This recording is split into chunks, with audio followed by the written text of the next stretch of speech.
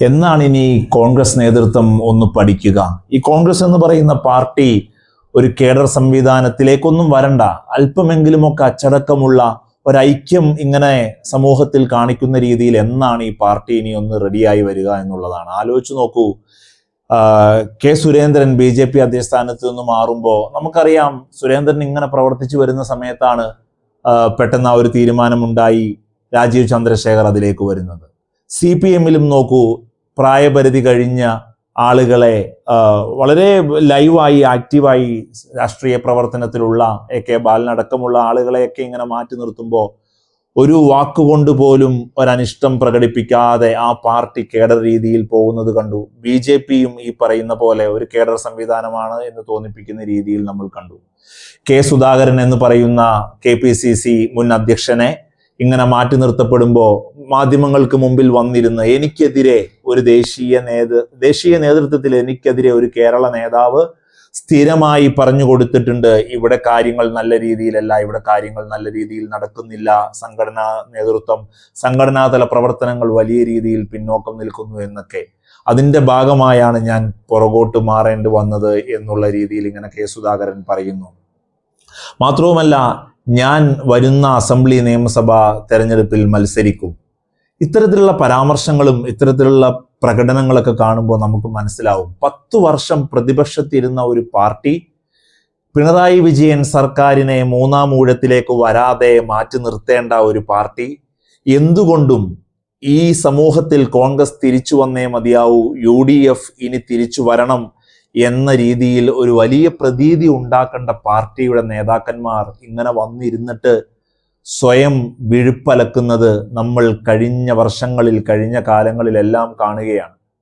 അപ്പോൾ പിണറായി വിജയൻ സർക്കാരിന്റെ ഭരണം മടുത്തത് കൊണ്ടാണോ ഇനി UDF അധികാരത്തിൽ വന്നാൽ അങ്ങനെ ഉണ്ടായാൽ അതിന്റെ കാരണം അതാണോ? ശരിക്കും ഈ പാർട്ടിയെ ഒരു റീപ്ലേസ്മെന്റ് ആയി വെക്കാൻ, UDF-നെ ഒരു റീപ്ലേസ്മെന്റ് ആയി വെക്കാൻ നമുക്ക് കഴിയുമോ? കേരളത്തിലെ വോട്ടർമാർക്ക് നെഞ്ചത്ത് കൈവച്ച് പറയാൻ സാധിക്കുമോ എന്തുകൊണ്ടും ഭേദം UDF മുന്നണി കോൺഗ്രസ് നേതൃത്വം നൽകുന്ന ആ ഐക്യമാണ് ഇനി വരേണ്ടത് എന്ന് പറയാൻ നിഷ്പക്ഷ വോട്ടർമാർക്കും അതുപോലെ തന്നെ പാർട്ടിയിൽ വിശ്വസിക്കുന്ന പ്രവർത്തകർക്കുമൊക്കെ രണ്ടാമതൊന്ന് ആലോചിക്കേണ്ട അവസ്ഥയാണ് നിലവിൽ വരുന്നത് എന്നുള്ളതാണ്. ഇങ്ങനെ എനിക്കിഷ്ടമല്ലാത്ത തീരുമാനം, അതൊരു അബദ്ധ തീരുമാനമായി പോയി, വേണ്ടിയിരുന്നില്ല അത്. നിങ്ങൾ മാധ്യമങ്ങൾ പോയി നേതൃത്വത്തോട് ചോദിക്കൂ, എന്തിനാണ് എന്നെ മാറ്റിയത് എന്ന് ചോദിക്കൂ. എനിക്ക് വലിയ പ്രയാസമുണ്ടതിൽ, എനിക്ക് വലിയ വിഷമമുണ്ടതിൽ എന്നൊക്കെ ഇങ്ങനെ സുധാകരൻ തുടർന്ന് പറഞ്ഞുകൊണ്ടിരിക്കുക. അത്രമേൽ സുധാകരനെ മാറ്റി നിർത്തിയതാണ്, മറ്റുള്ള ആളുകൾ പറഞ്ഞു കൊടുത്തതിൻ്റെ പേരിലാണ് എനിക്ക് ഈ സ്ഥാനം നഷ്ടപ്പെട്ടത് എന്ന് വിശ്വസിച്ച് അത് അച്ചടക്കമുള്ള പാർട്ടി പ്രവർത്തകനാണ്, ഞാൻ എല്ലാം സ്വീകരിക്കും, ഞാൻ കോൺഗ്രസിന്റെ വിധേയ പ്രവർത്തകൻ, ഇനിയും ഞാൻ അങ്ങനെ തന്നെ ആയിരിക്കും, വരുന്ന തെരഞ്ഞെടുപ്പുകളിലും പാർട്ടിയെ നയിക്കാനൊക്കെ ഞാൻ അങ്ങനെ ഉണ്ടാവുമെന്ന് പറയുമ്പോൾ സുധാകരൻ തന്നെ പറയാണ് അടുത്ത പാർട്ടി നിയമസഭാ തെരഞ്ഞെടുപ്പിൽ ഞാൻ മത്സരിക്കുമെന്ന്. അപ്പോൾ അങ്ങനെ എല്ലാം സ്വന്തം ഇഷ്ടപ്രകാരം വ്യക്തിപരമായ അഭിപ്രായങ്ങളെല്ലാം പാർട്ടിയുടെ പബ്ലിക് പ്ലാറ്റ്ഫോമുകളിൽ വന്നിരുന്ന് ഇങ്ങനെ പറയുമ്പോൾ കോൺഗ്രസ് ഒരു കാര്യം മനസ്സിലാക്കണം, കേരളത്തിൽ പ്രതിപക്ഷത്ത് തന്നെയാണോ നിങ്ങൾ തുടരാൻ ഉദ്ദേശിക്കുന്നത് എന്നുള്ളതാണ്. പ്രതിപക്ഷ ഇങ്ങനെ ശിഥിലമായി നിൽക്കുകയാണ്. ഭരണപക്ഷത്തിന്റെ ഭരണവിരുദ്ധതയെ ആളിക്കത്തിക്കേണ്ട അവസാന നിമിഷങ്ങളിലാണ് കോൺഗ്രസ് ഇപ്പോൾ ഉള്ളത്, അല്ലേ? 10 വർഷം കഴിഞ്ഞ് 2026 തെരഞ്ഞെടുപ്പ് വരുമ്പോൾ കേരളത്തിൽ ഭരണവിരുദ്ധ വികാരം ആളിക്കത്തിക്കാൻ എന്തുകൊണ്ടും പ്രതിപക്ഷ പാർട്ടികൾക്ക് കഴിയണം. അതിൻ്റെ മുന്നിൽ നിന്ന് കോൺഗ്രസിനും കഴിയണം.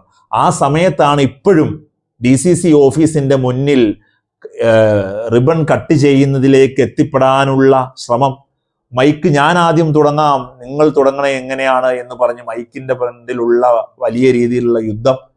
തന്നെ പുറത്താക്കിയത് പാർട്ടിയിലെ നേതാക്കന്മാർ രഹസ്യമായി ഹൈക്കമാൻഡിൽ പറഞ്ഞതുകൊണ്ടാണെന്നുള്ള പറച്ചിൽ. എന്നാണ് നിങ്ങൾ നന്നാവുക?